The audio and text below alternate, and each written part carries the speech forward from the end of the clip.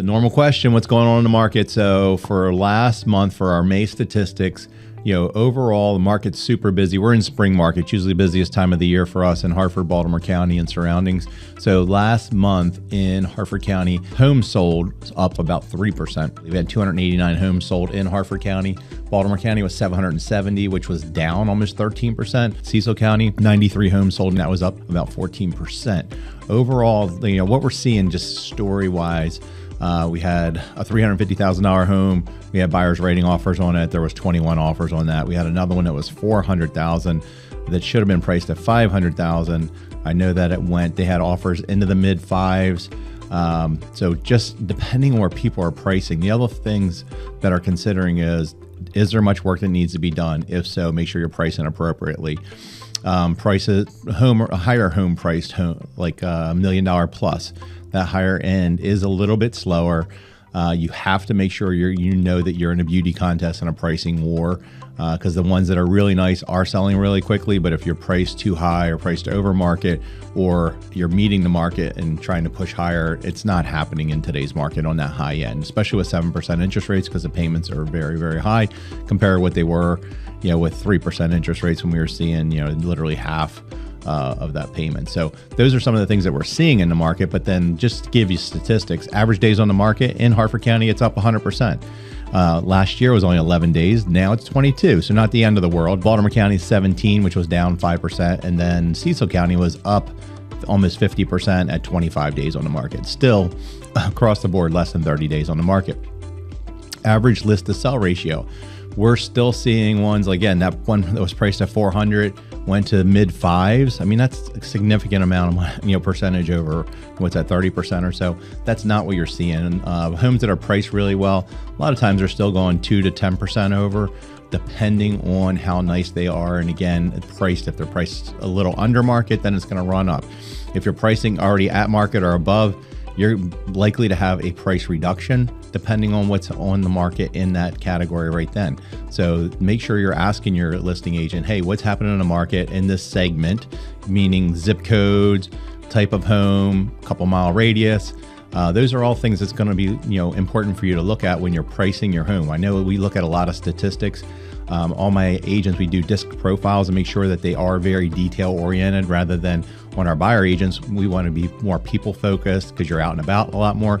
But when you're looking at listings, make sure that you're dealing with somebody that's very detail oriented and data driven, because that's what you need to make sure you're pricing your home the most appropriately to get you the most amount of money, versus, hey, I price it $100,000 over list price, where it should have been, and now all of a sudden it's sitting. Those first 2 weeks on the market are super important. The average days on the market is 20 to 25 days.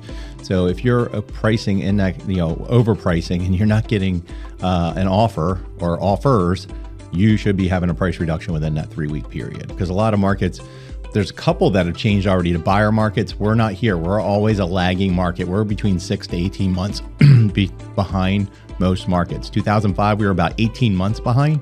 Right now, I think we're 6 to 12 months behind most other markets. We're kind of sheltered because of all the government jobs, being close to DC and so forth. So that is a really good thing overall. We have less appreciation. Like if you look at Florida, California, Arizona, parts of Texas, a lot of them had 100% appreciation from 2020 on till now, but now they're starting to drop. Some of them drop 10 to 15%. We have had about 30 to 40%, depending on where they're at. And we have not had any decline overall. So just know that, we're going to be more stable. If you look back to 2010, when everything, those prime markets that I mentioned that had 100%, they had a 70% drop off back then. Now they're going to have some of a drop, but they're not going to see a significant drop off. You're not going to see a ton of foreclosures. You're seeing some foreclosures, but again, nothing like 2008 to 2012 was some really tough years, and you've seen a ton of foreclosures. But on average, those banks are only getting 49 cents on the dollar. So now their cutoff is about 15% loss. Once they have a 15% loss, they're selling that to either hedge funds or big institutional investors. So don't think you're going to see this flood of foreclosures, because I don't see that ever happening again. They took their lumps and they learned from them. So just giving you an idea of what's to come. Average price in the county right now, in Hartford County, $385, Baltimore County, $370. Those are up between 5 and 8%. And then Cecil County was about flat at $372. think overall we're still going, predictions are the next 3 to 4 years, we're going to see 3 to 5% appreciation. 3% was usually a norm. So just know that, we don't see a drop off more than likely here. We've been in 7% interest rates for well over a year. It is what it is. Eventually we're going to come down. So, but if not, make sure you can afford it at that 7% rate. New listing inventory, we're actually up about a little over 8% to 313. In Harford County, Baltimore is 891, a little over 2.5%. And Cecil County at 125, so that was down just 3%.